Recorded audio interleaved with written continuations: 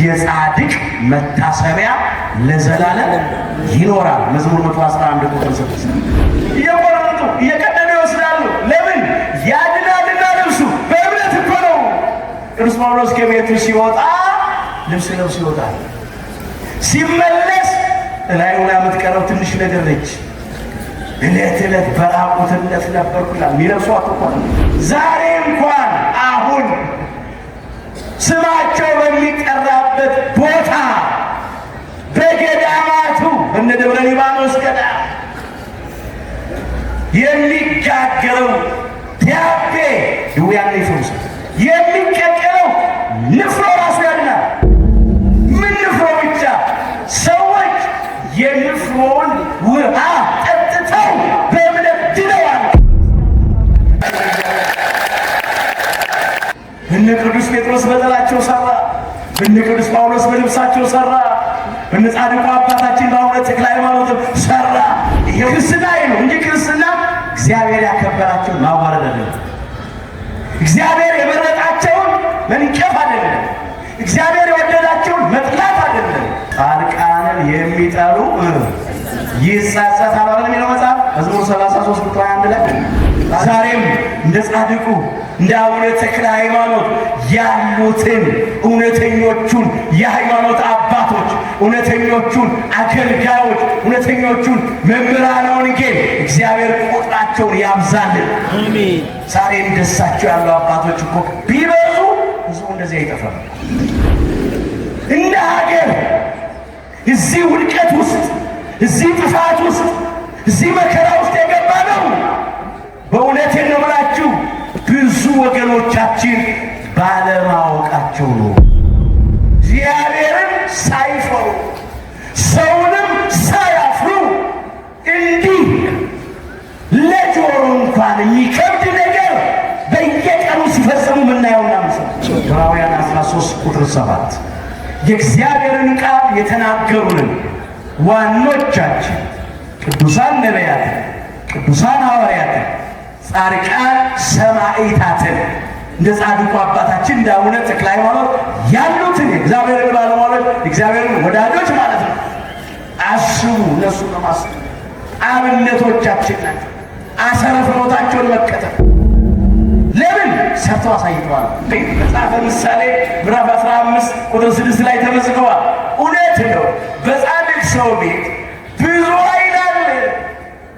በአቡነ ተክለ ሃይማኖት ዘንድ ብዙ ኃይል ነበር። ብዙ ገቢረ ተአምራት ይደረግ ነበር። እውነተኛ መናኝ፣ እውነተኛ ባህታዊ፣ እውነተኛ መነኩሴ ጻድቅን በጻድቅ ስም የሚቀበል የጻድቁን ዋጋ ይወስዳል ይላል የማቴዎስ ወንጌል ምዕራፍ 10 ቁጥር 40።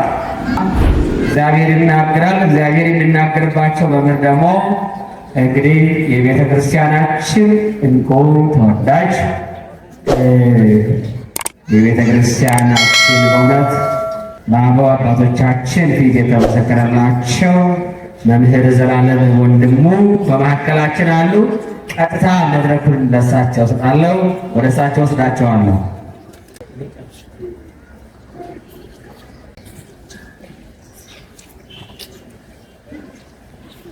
በስመ አብ ወወልድ ወመንፈስ ቅዱስ አሐዱ አምላክ አሜን።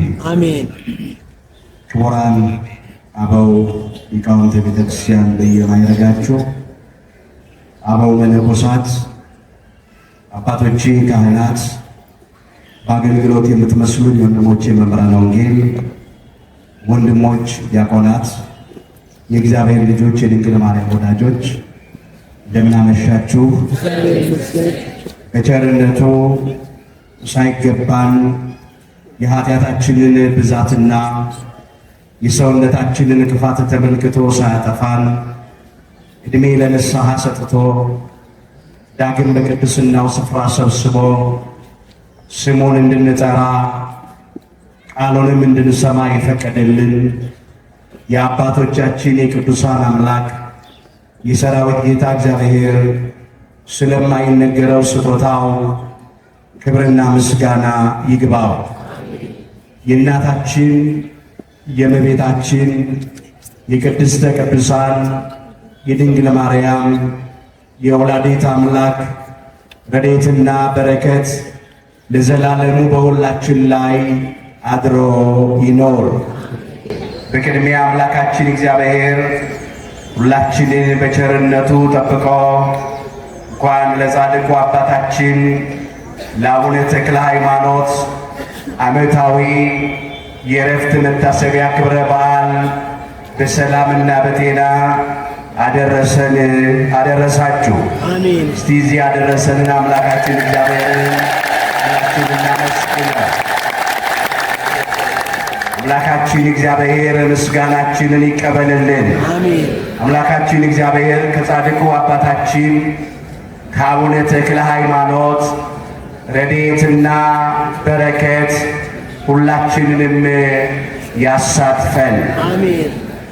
የምስጢር ባለቤት እግዚአብሔር አምላካችን ለሁላችንም ምስጢሩን ገልጦ ያስተምረን። አሜን። ክቡር ሞቱ ለጻድቅ በቅድመ እግዚአብሔር።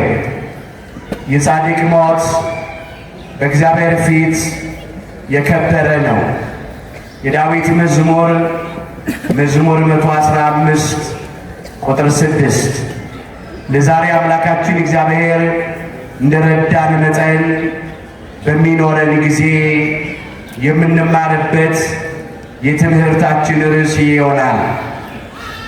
ዛሬ በዚህ ርዕስ ለመማር የመረጥንበት ምክንያታችን በቤተ ክርስቲያናችን ሥርዓትና ታሪክ መሠረት በየዓመቱ ነሐሴ 24 ቀን ከምናከብራቸው ዓመታዊ መታሰቢያ ክብረ በዓላት መካከል አንዱ የሆነውንና የጻድቁ አባታችንን የአቡነ ተክለ ሃይማኖትን ዓመታዊ የዕረፍት መታሰቢያ ክብረ በዓል እያደረግን ስለሆነ ነው።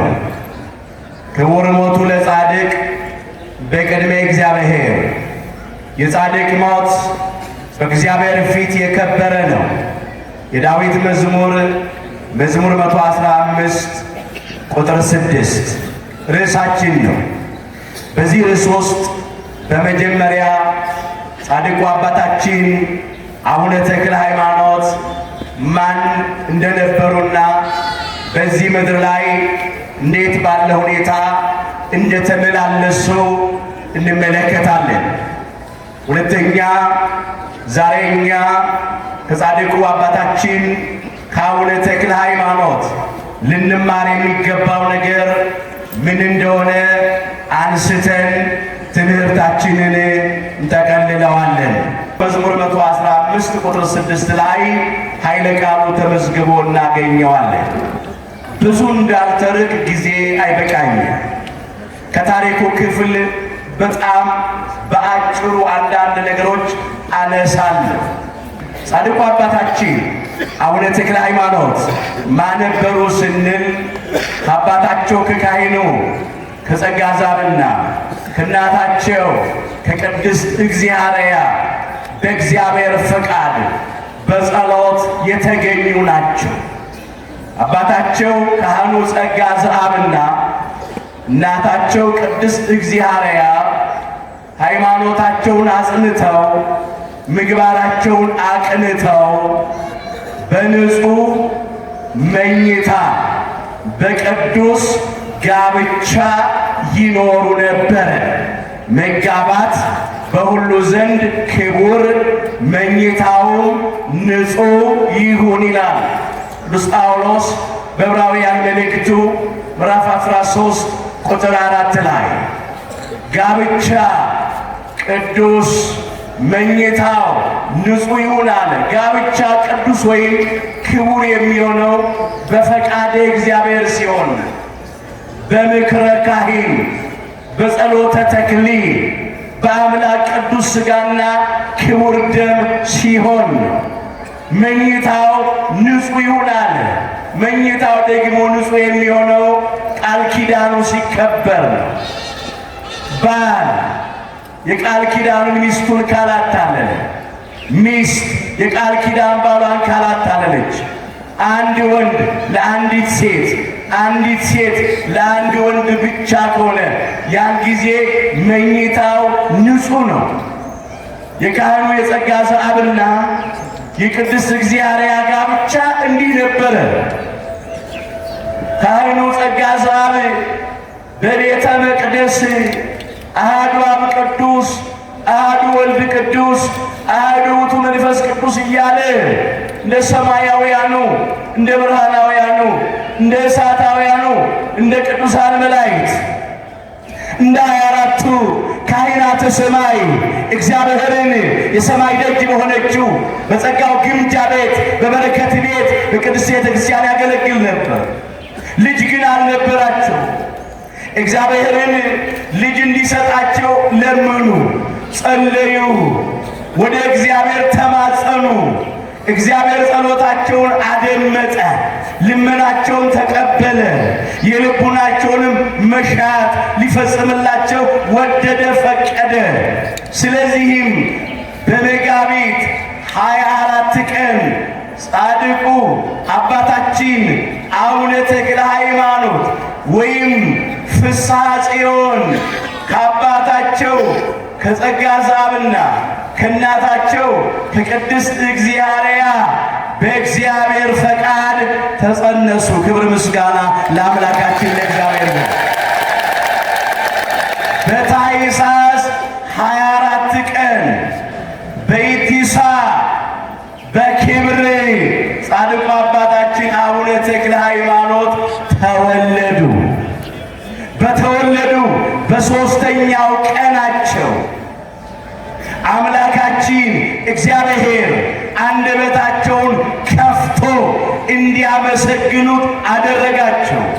አሐዱ አብ ቅዱስ፣ አሐዱ ወልድ ቅዱስ፣ አሐዱ ውእቱ መንፈስ ቅዱስ ብለው ልክ እንደ አባታቸው እንደ ካህኑ እንደ ጸጋ ዘአብ እግዚአብሔርን አመሰገኑ። ክብር ምስጋና ለአምላካችን ለእግዚአብሔር ነው።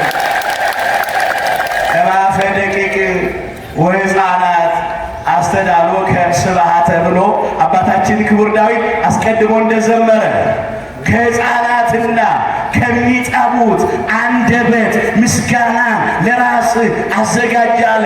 በዳዊት መዝሙር 8 ቁጥር 2 ላይ ለጊዜው ይሄ ጌታችን በአህያይቱና በአህያይቱ ግልገል በውርንጫይቱ ላይ ተቀምጦ እነሆ ከቢታንያ ወደ ኢየሩሳሌም በመጣ ጊዜ በሕፃናት አንደበት ተመስግኗል።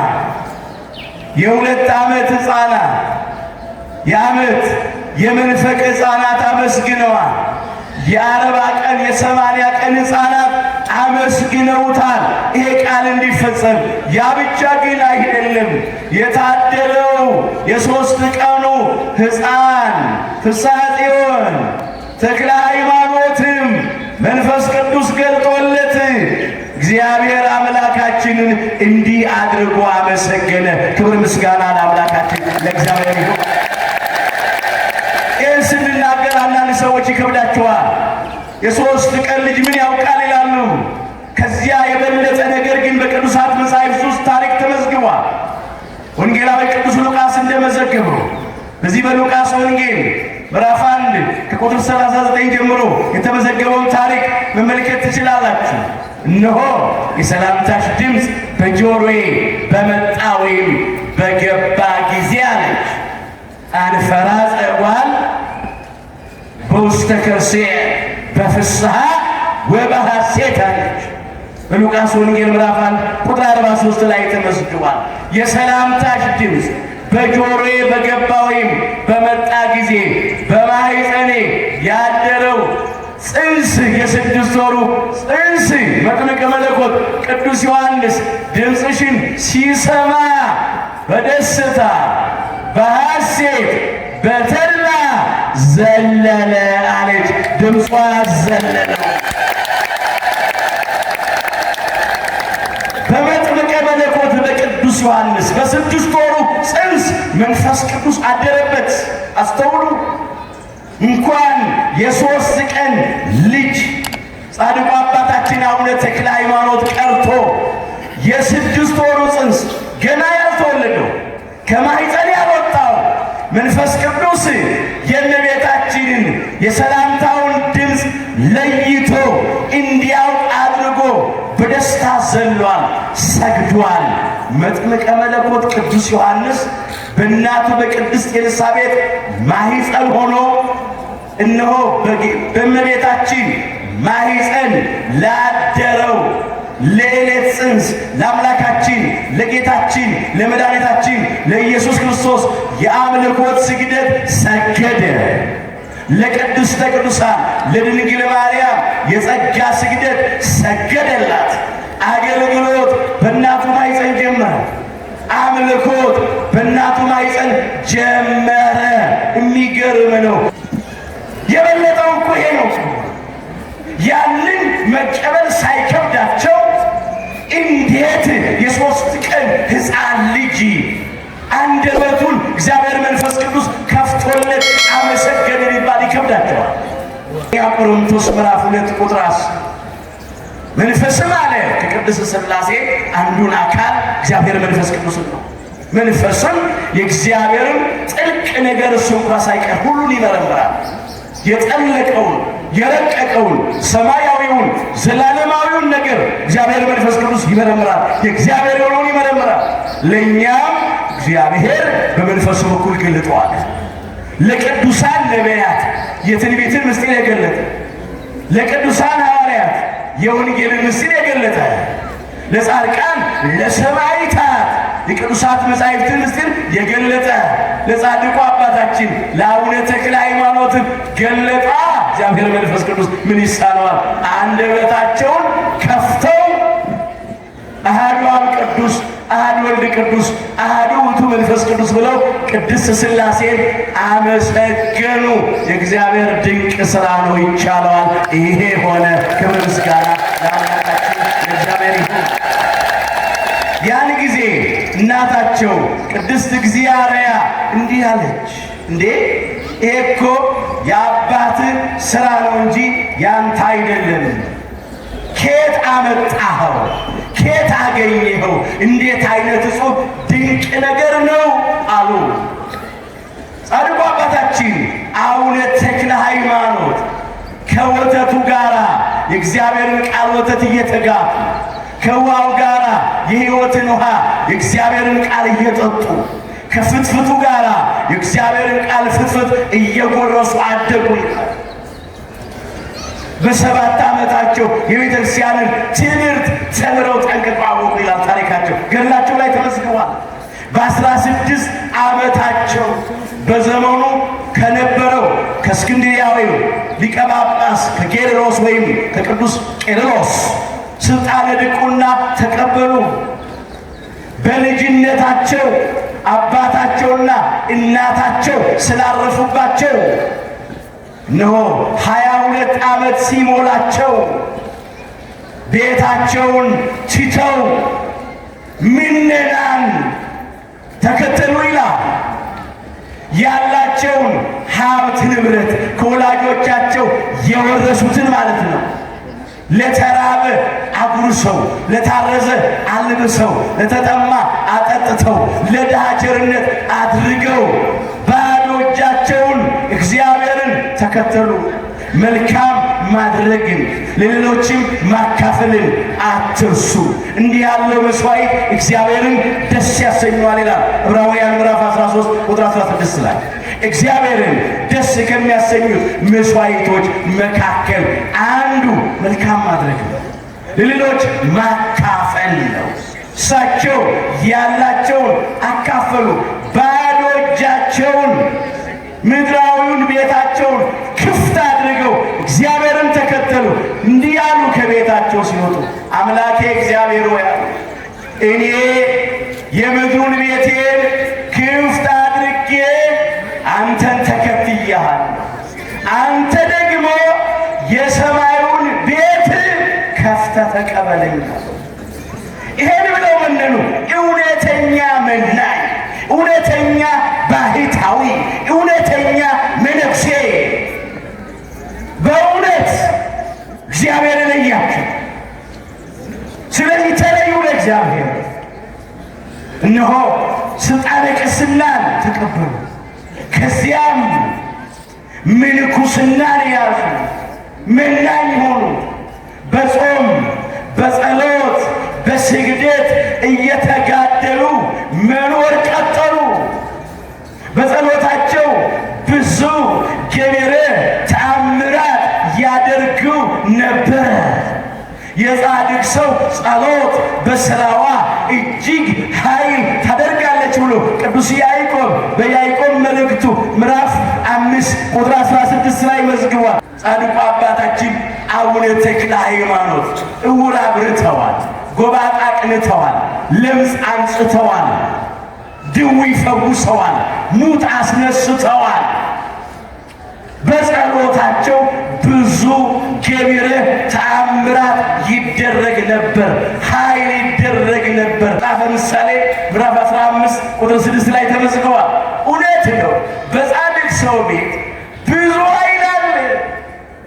በአቡነ ተክለ ሃይማኖት ዘንድ ብዙ ኃይል ነበር፣ ብዙ ገቢረ ተአምራት ይደረግ ነበር። ስለምን ቢሉ እግዚአብሔር ከእርሳቸው ጋር ነበር። ለምነውም አያፍሩም። እግዚአብሔር ጻድቃን ለምነው ነው። የጻድቃንን ጸሎት እግዚአብሔር ይሰማል። ልመናቸውን ጸሎታቸውን ብቻ አይደለም የልባቸውንም ምኞታቸውን ይፈጽምላቸዋል። ገና ሳይለምኑት ይሰጣቸዋል። አባታችሁ ሳትለምኑት የሚያስፈልጋችሁን ይሰጣችኋል እንደተባለ የማቴዎስ ወንጌል ምዕራፍ 6 ቁጥር 8 ላይ አምላካችን ጌታችን መድኃኒታችን ኢየሱስ ክርስቶስ አባታችን ሆይ የሚለውን ጸሎት ባስተማረበት ጊዜ የተናገረው ቃል ነው ለደቀ መዛሙርቱ።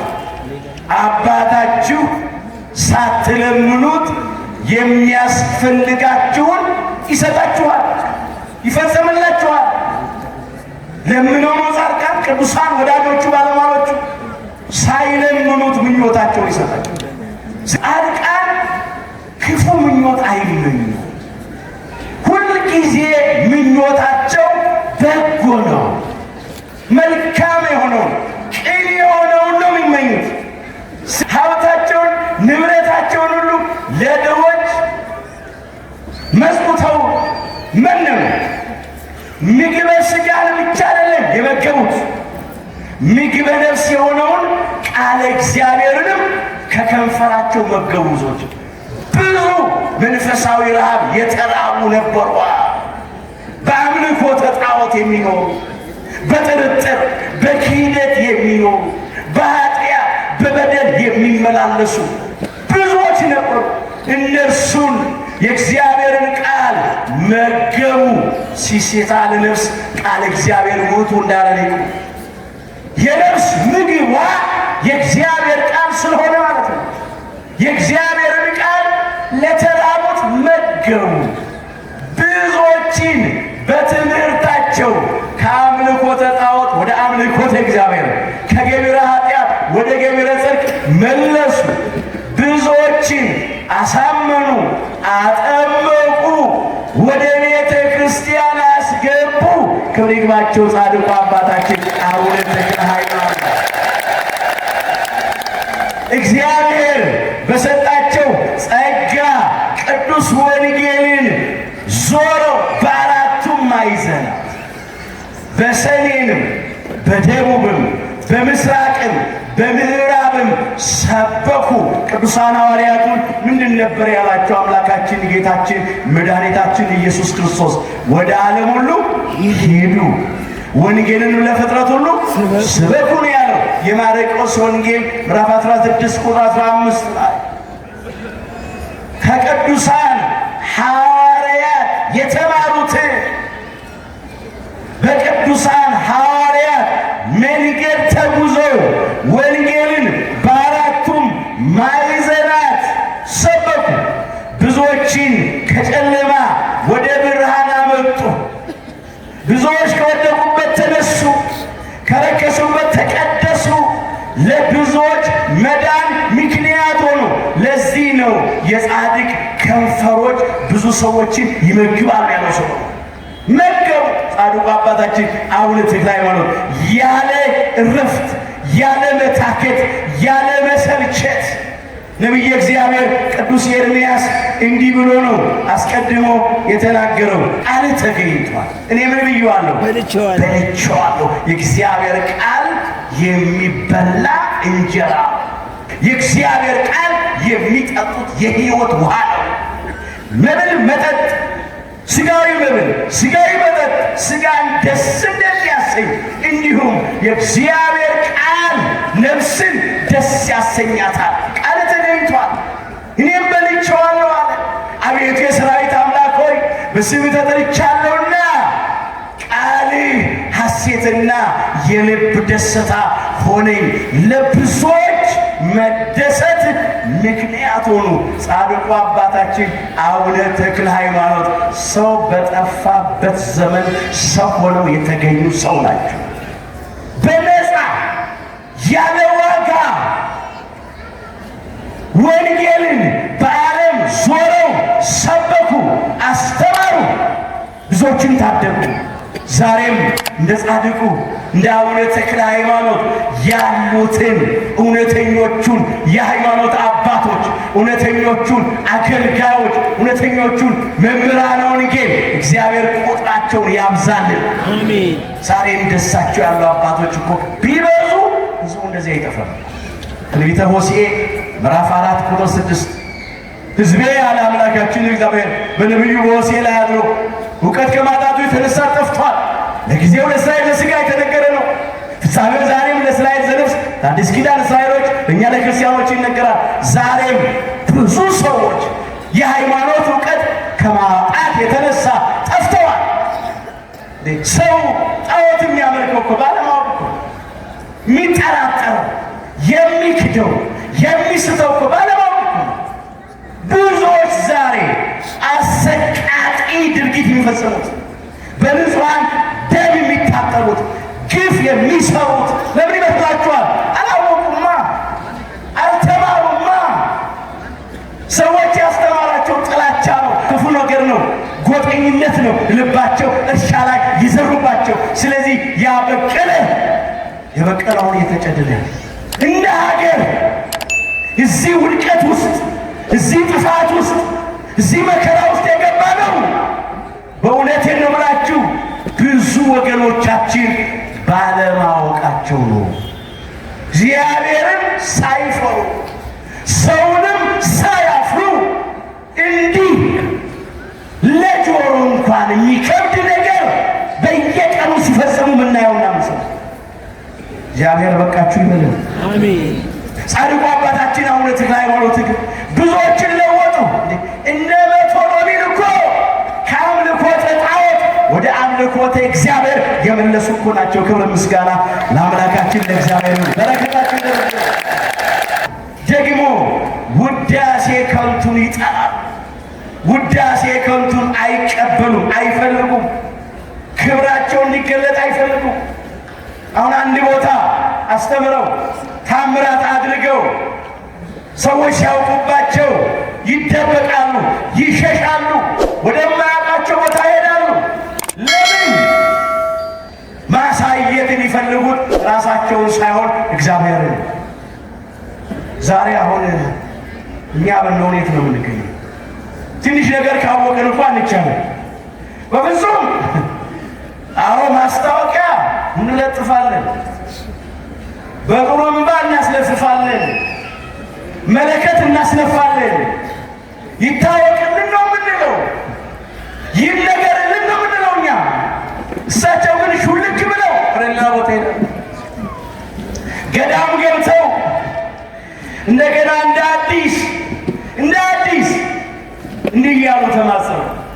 አምላኬ እግዚአብሔር ሆይ አሉ፣ እኔ ለሌላው ጨው ሆኜ አልጫውን ዓለም አጣፈጥኩ በወንጌል ጨውነት፣ ለእኔ ግን አልጫውን ለመስጠት፣ ለሌላው ብርሃን ሆኜ በወንጌል ብርሃንነት ይህን ጨለማ ዓለም አበራሁት፣ ለራሴ ግን ጨለመብኝ ብለው በጾም በጸሎት በስግደት እንደገና እንደ መጋደል ጀመሩ። ትምክህታቸው እግዚአብሔር ነበር። በሱ ነበረ የሚደገፉት የሚመኩት እንጂ በፍጹም በራሳቸው ባላቸው ነገር በጸጋቸው አይመኩም። የቅዱሳን ጠባይ ይህ ስለሆነ እኛ ቆሮንቶስ ምዕራፍ 10 ቁጥር 17 የሚመካ በማን ይመካ? በእግዚአብሔር ይመካ። ባለጸጋ በገንዘቡ መመካት የለበት። ባለስልጣኖች በስልጣናቸው፣ ባለ እውቀት በእውቀታቸው፣ ባለ ጉልበቶች በጉልበታቸው፣ ዝነኞች በዝናችን ልንመካ ይገባል። እግዚአብሔር የሰጠን የተለያዩ አይነት ጸጋዎች ቢኖሩ በጸጋችን ልንመካ ይገባል። የምንዘምር ካለን በተሰጠን የመዝሙር ጸጋ መመካት የለብንም። የምንሰብክ ካለን በተሰጠን በስብከት ጸጋ መመካት የለብንም። የምንቀድስ ካለን በተሰጠን የቅዳሴ ጸጋ መመካት የለብንም። ምናልባት እግዚአብሔር ታምራት ማድረግ ጸጋ ከሰጠን በምናደርገው በዚያ በታምራት በጸጋችን ልንመካ ይገባል። ሁሉ ከማን ነው?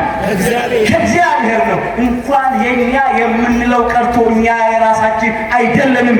እኛ ራሳችን የእግዚአብሔር ስጦታዎች ነን። አሁን ችግር የሚፈጠረው ምንድን ነው መሰላችሁ? ከኛ የሆነ ነገር ያለ ይመስለናል። እኛ ባዶ እኮ ነን። ያለ እኔ ምንም ልታደርጉ አትችሉም አለ አምላካችን ጌታችን መድኃኒታችን ኢየሱስ ክርስቶስ በዮሐንስ ወንጌል ምዕራፍ 15 ቁጥር 5 ላይ ያለ አምላካችን ያለ እግዚአብሔር አንዳችን ነገር ማድረግ አይቻለንም። ሁሉ በእግዚአብሔር ነው።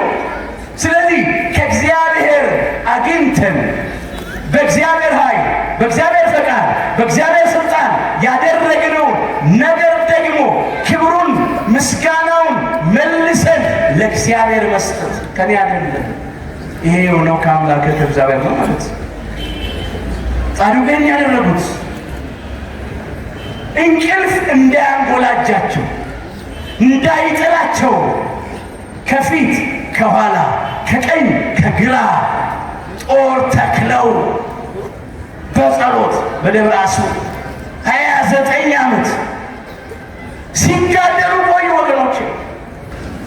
ግን አምላካችን እግዚአብሔር ለነ ቅዱስ ጴጥሮስ ጸጋቸውን ለጠላቸው አትርፎላቸው ነበር።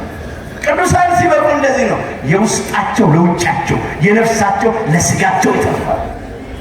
ለሊቀ ሐዋርያ ለቅዱስ ጴጥሮስ ለጥላው አተረፈለት። ለሐዋርያው ለቅዱስ ጳውሎስ ጸጋውን ለልብሱ ወይም ለጨርቁ አትርፎለት ነው።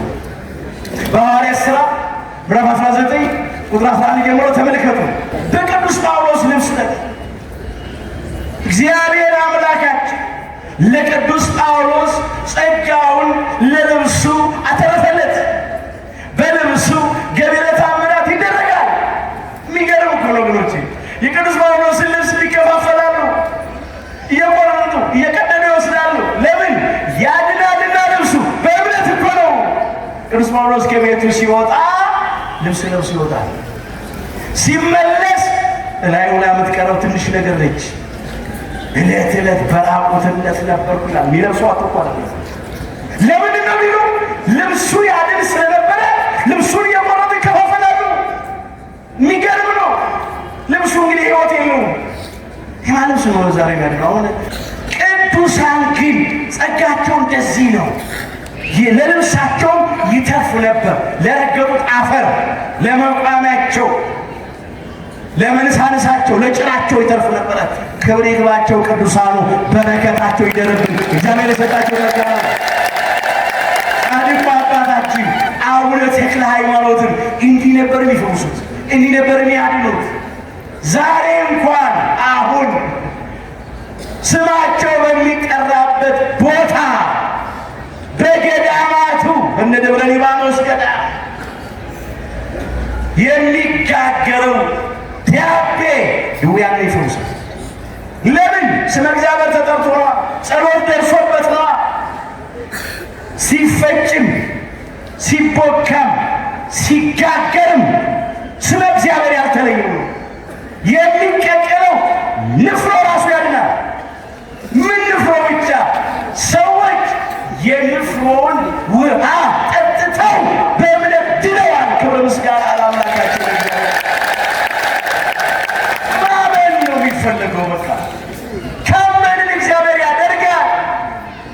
ቅዱስ ጴጥሮስ በጥላቸው ሰራ፣ በነ ቅዱስ ጳውሎስ በልብሳቸው ሰራ፣ በነ ጻድቁ አባታችን በአቡነ ተክለ ሃይማኖት ሰራ። ይሄው በሥጋ ካንቀላፉ ካረፉ በኋላ እንኳን ዛሬም እግዚአብሔር እየሰራ ነው በእነሱ። ስማቸው ሲጠራ እግዚአብሔር ይሰማል፣ እግዚአብሔር ይለምናል። እንዲህ እያደረጉ ተጋደሉ። በእውነት በ99 ዓመታቸው በ10 ወር ከ10 ቀን በነሐሴ 24 ቀን ጻድቁ አባታችን አቡነ ተክለ ሃይማኖት በክብር አረፉ። ክብር ምስጋና ለአምላካችን። ለዚህ ነው ክቡር ሞቱ ለጻድቅ በቅድመ እግዚአብሔር ያለ። የጻድቅ ሞት በእግዚአብሔር ፊት የከበረ ነው። ለምን? በእውነት ሞታቸው ሕይወታቸው ስለሆነ። ሞቱንስ ለጻድቃን ሕይወቶሙ ውእቱ ብሏል ታላቁ የቤተክርስቲያን ሊቅ ቅዱስ ያሬድ በዝማሬው። የጻድቃን ሞታቸው በሥጋ መሞታቸው፣ ማረፋቸው፣ ማንቀላፋታቸው እርሱ ሕይወታቸው ነው፣ ክብራቸው ነው። ዮሐንስ ነው በራእዩ ይሄን የመዘገበው። ራእየ ዮሐንስ ምዕራፍ 14 ቁጥር 13 ብፁዓን እለ ሞቱ በእንተ እግዚአብሔር አለ። በእግዚአብሔር አምነው ሃይማኖታቸውን አጽንተው የእግዚአብሔርን ፈቃድ ፈጽመው ምግባራቸውን አቅንተው አካሄዳቸውን ከእግዚአብሔር ጋር አድርገው ትሩፋት ሰርተው የሚሞቱ ሙታን ብፁዓን ንዑዳን ክቡራን የተመሰገኑ ናቸው አለ። ለምን? መንፈስ ቅዱስ እንዲህ ያለኝ አለ ሲመዘግብ አይወተሙት። አዎን አለ ከድካማቸው ያርፉ ዘንድ ስራቸው ይከተላቸዋል ይላል። ምናቸው ይከተላቸዋል? ስራቸው። ጻድቁ አባታችን አቡነ ተክለ ሃይማኖትን ከድካማቸው ሊያሳርፋቸው ስራቸው ተከተላቸው። ጾማቸው፣ ጸሎታቸው፣ ስግዳታቸው፣ ትሩፋታቸው ተከተላቸው። ተከትሏቸው በክብር አሳረፋቸው። በሰማይ ባረፉበት ዕለት እልፍ አእላፋት ወትንቢተ አእላፋት ቅዱሳን መላእክት ነፍሳቸውን በክብር እያሸበሸቡ እያመሰገኑ እየዘመሩ አሳረፏት። ክብር ይግባቸው፣ በረከታቸው ይደርብን። መጽሐፈ ምሳሌ ምዕራፍ 28 ቁጥር 12 እውነት ነው። ክብር ያለው ከድል በኋላ በዚህ ምድርም አንድ ሯጭ ሮጦ ሲጨርስ ሲቀድም ወርቆ ሲቀበል ክብር እኮ አለ። ልዩ ክብር አለ። የታገለ ሲጥል ክብር አለ። አንድ የተለየ ነገር ሲፈጽም ሲሰራ ከድል በኋላ ክብር አለ። ሰውም እንዳቀሙ ሰው ያከብራል። እግዚአብሔርማ ወዳጆቹ የቱን ያህል ያከብራቸው ነው? አከበረ እግዚአብሔር። ጻድቃን ድል ባደረጉ ጊዜ ብዙ ክብር አለ።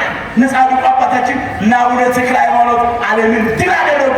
ዓለም ድል አላደረገቻቸው። የሚጠፋ ገንዘብ ፍቅር፣ የሹመት ፍቅር፣ የተቃራኒ ጾታ ፍቅር፣ የዚህ የሚቀር ምድራዊ ኃላፊ ጠፊ ስጋዊ ነገር ፍቅር አላሸነፋቸው። በእግዚአብሔር ፍቅር ተሸነፈባቸው። ዓለምን በእግዚአብሔር ፍቅር አሸነፉ። ጻድቁ አባታችን አቡነ ተክለ ሃይማኖት ዓለም አላሸነፈቻቸው። ድል አድራጊ ናቸው፣ አሸናፊ ናቸው። ፈቃደ ስጋቸው አላሸነፋቸውም። ፈቃደ ስጋቸውን ለፈቃደ ነፍሳቸው አስገዙ። ኃጢአት ድል አላደረጋቸውም። ኃጢአትን ድል አደረጉ። በእግዚአብሔር ኃይል በጾም በጸሎት በስግደት ኃጢአትን በደልን ድል አደረጉ፣ አሸነፉ።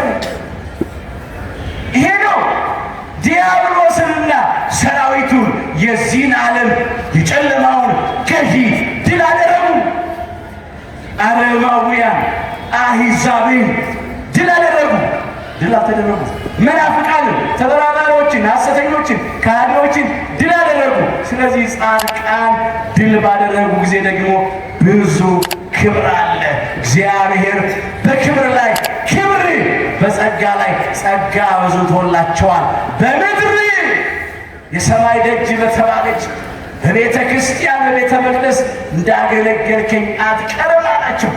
በጥናህን ይዘህ በሰማይ ከ24ቱ ካህናተ ሰማይ ጋር ደግሞ ስታመሰግነኝ ትኖራለህ ብሎ ወሰዳቸው። ከ24ቱ ካህናተ ሰማይ ጋር በሰማይ ጋር ያመሰግናል። ብፁዓን ለሞቱ በእንተ እግዚአብሔር በእውነት በክብር አሉ። ምስጋናቸውን አገልግሎታቸውን ቀጥለዋል። በሰማይ ሞተው አልቀሩም አይቀሩም። እንኳን እሳቸው በእሱ የሚያምን ሁሉ ሞቶ አይቀርም። አነ ውእቱ ትንሣኤ ወሕይወት፣ ትንሣኤና ሕይወት እኔ ነኝ። ዘያምን ብየ እመኒ ሞተ የሐዩ ነው ያለው። የሚያምንብኝ ቢሞት እንኳን ያው ይሆናል። የዮሐንስ ወንጌል ምዕራፍ 11 ቁጥር 25 ላይ ትንሣኤና ሕይወት እኔ ነኝ አለ አምላካችን ጌታችን መድኃኒታችን ኢየሱስ ክርስቶስ። እውነት ነው፣ እሱ ትንሣኤ ነው፣ እሱ ሕይወት ነው። ሕይወት መሆኑን ሞትን አሸንፎ፣ ትንሣኤ መሆኑን መቃብርን ድል አድርጎ አሳይቷል። መግነዝ ፍቱልኝ መቃብር ክፈቱልኝ ሳይል በኃይሉና በስልጣኑ በሦስተኛው ቀን ሞትን ድል አድርጎ ተነስቶ አሳይቷል። ከቃል ይልቅ ተግባር ይሰብካልና ትንሣኤ ነኝ አለ፣ መቃብርን ድል አድርጎ አሳየ። ሕይወት ነኝ አለ፣ ሞትን አሸንፎ አሳየ። የመቃብሩ ድንጋይ እንደታተመ እንደተዘጋ በኃይሉና በስልጣኑ ተነሳ። መቃብሩ ባዶ ነው፣ ድንጋዩ ተንከባሏል። ሕያውን አምላክ ከሙታን መካከል ስለምን ትፈልጉታላችሁ? እንደተናገረው ተነስቷል እንጂ በዚህ የለም ብለው ቅዱሳን መላእክት ለቅዱሳን አንስት ትንሣኤውን አበሰሩ። ክብር ይግባው ለትንሣኤያችን። የአመፃን መዝገብ ገለበጠ፣ የሞትን መውጊያ ሰበረ። ጠላት ዲያብሎስንና ሰራዊቱን ከመንገዳችን ላይ በመስቀሉ ጠርቆ አስወገደ። በሞቱ ሞታችንን ሻረልን፣ በትንሣኤው ትንሣኤያችንን አበሰረልን። ምን አለ ታዲያ? ትንሣኤና ሕይወት እኔ ነኝ ብቻ ብሎ አልቀረም። የሚያምንብኝ አለ ቢሞት እንኳን ሕያው ይሆናል። ቢሞት እንኳን ሕያው ይሆናል።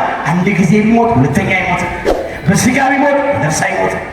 በሥጋ ቢሞት ቢቀበር በመቃብር ቢፈርስ ቢበሰብስ ሞቶ ተቀብሮ ፈርሶ በስብሶ አይቀርም። ከሞት በኋላ ሕይወት አለ። ከመቃብር በኋላ ትንሣኤ አለ።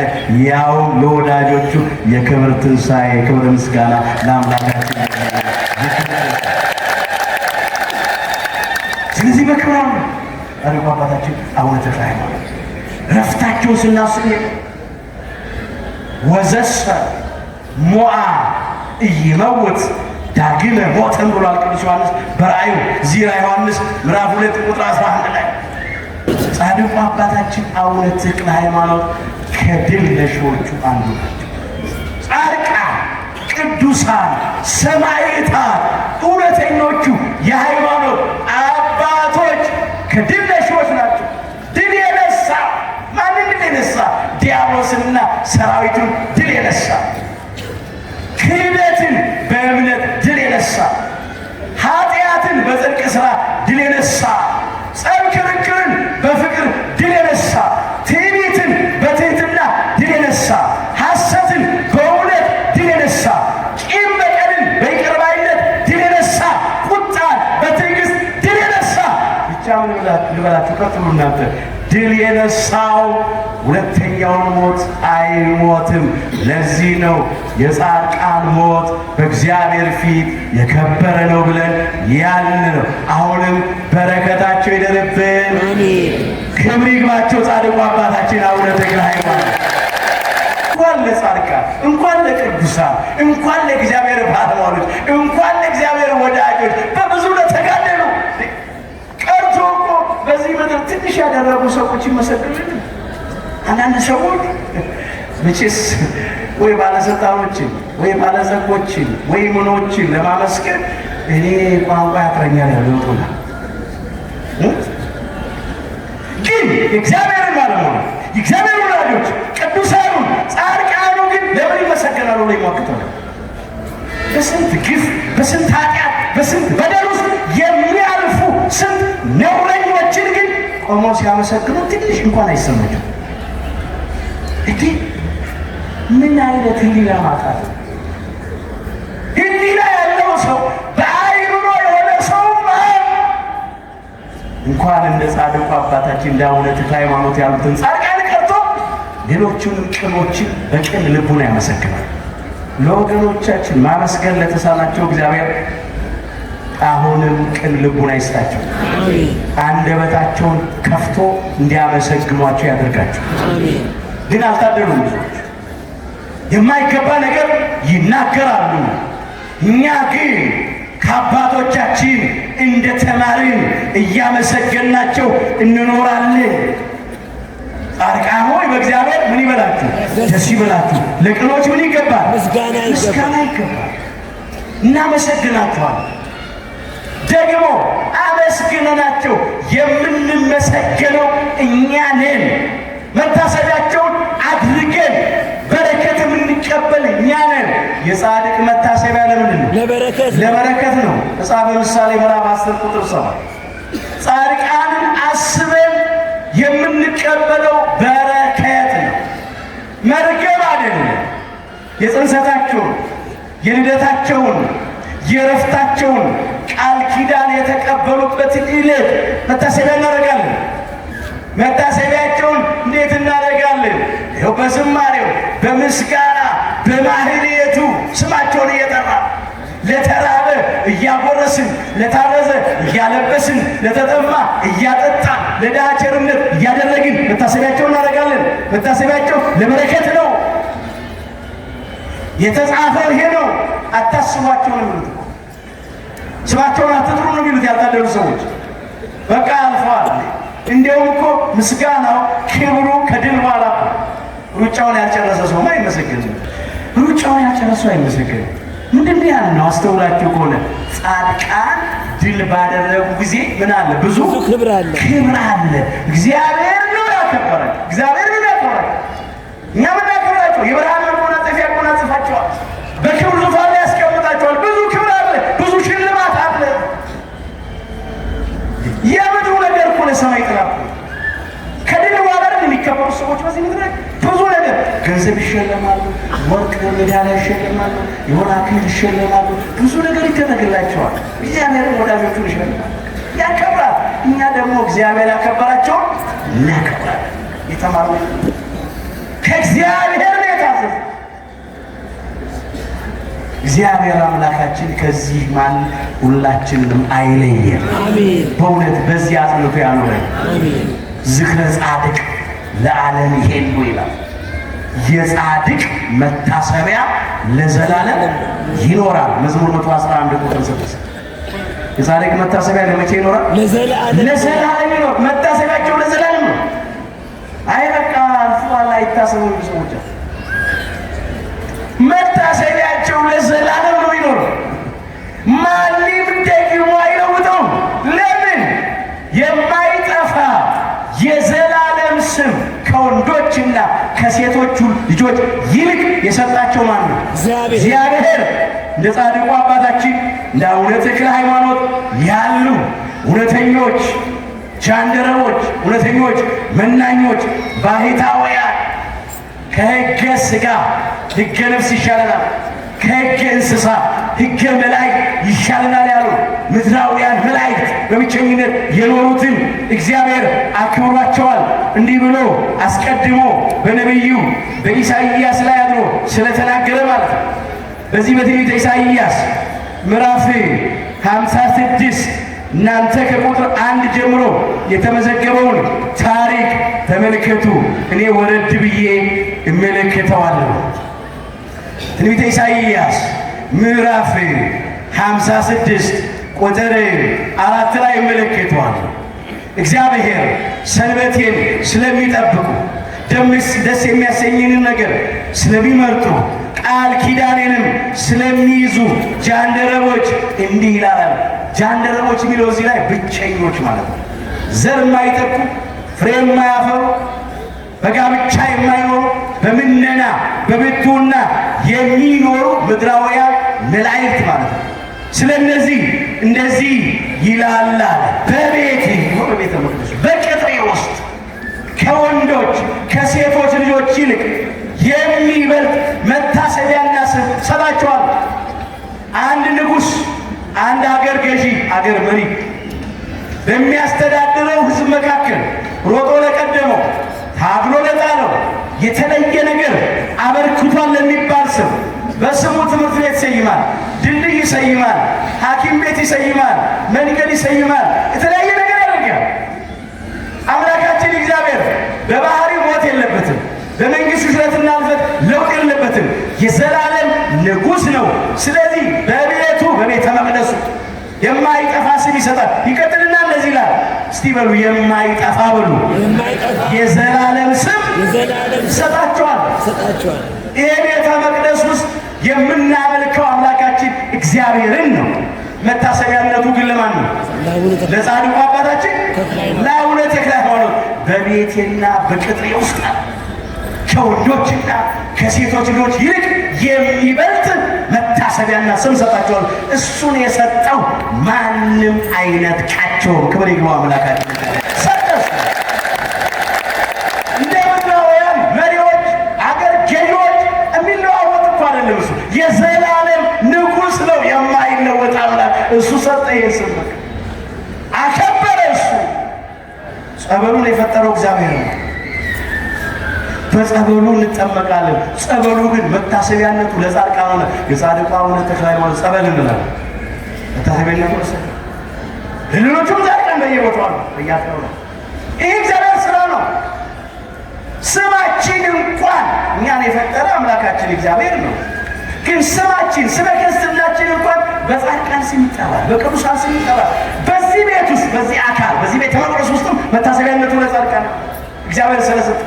ከምንም በላይ ደግሞ በጸሎቴ ቤት ደስ አሰኛቸዋለሁ ብሏል። የሰማይ ደጅ በሆነችው በቅድስት ቤተ ክርስቲያን በጸጋው ግምጃ ላይ እግዚአብሔር ደስ ያሰኛቸዋል። ስማቸው የተጠራ ይከበራሉ፣ ይመሰገናሉ።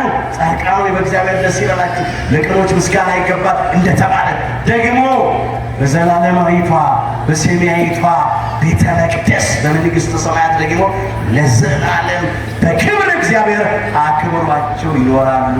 የጻድቁ አባታችን የአቡነ ተክለ ሃይማኖት በረከት በሁላችንም ላይ ይደርብን፣ ይደርብን። አክብሯቸው፣ አመሰግናቸው።